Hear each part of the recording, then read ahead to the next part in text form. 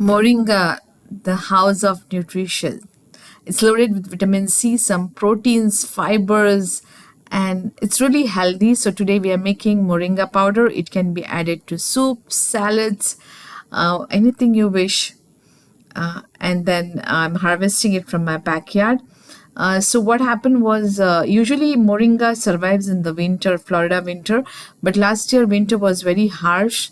So this year I'm just harvesting moringa and storing it, uh, using it fresh also.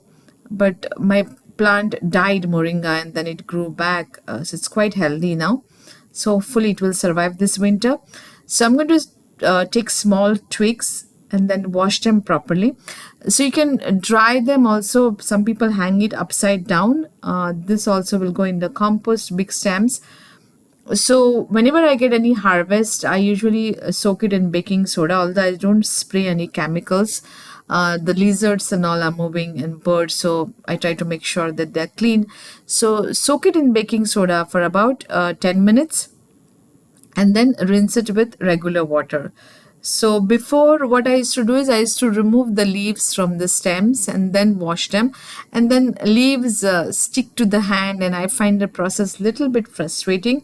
So I changed it to washing it first and then drying it little bit, and then you take removing the leaves, so that way the leaves don't get stuck to your hands.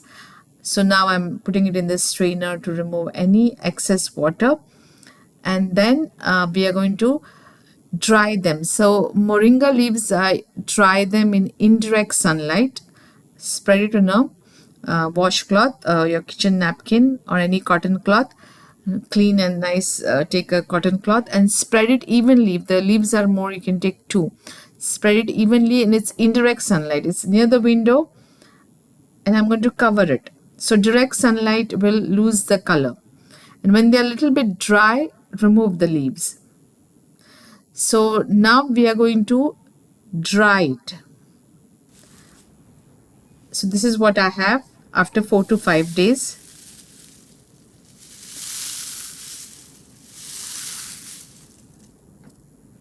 They're nice and crunchy. So it took 4 to 5 days. It depends on your weather condition. So if you're in a condition where you cannot dry it, make it crunchy, so then at least for 1 to 2 days, dry it in the indirect sunlight, one thin layer under the fan, indirect sunlight. Or other option is dry roast it on a very, very low flame until it's crunchy. So if you're dry roasting them, you will lose the color. Even in direct sunlight, you will lose the color. So now we are blending it. Make sure now from this point, there is no moisture anywhere in the blender, your hands, nothing, no moisture at all to increase the shelf life. So this is what I have. So after this, you can strain it again to make sure it's fine and smooth. So usually with this blender, I get very smooth powder, but I'm just showing you the process for all the different circumstances.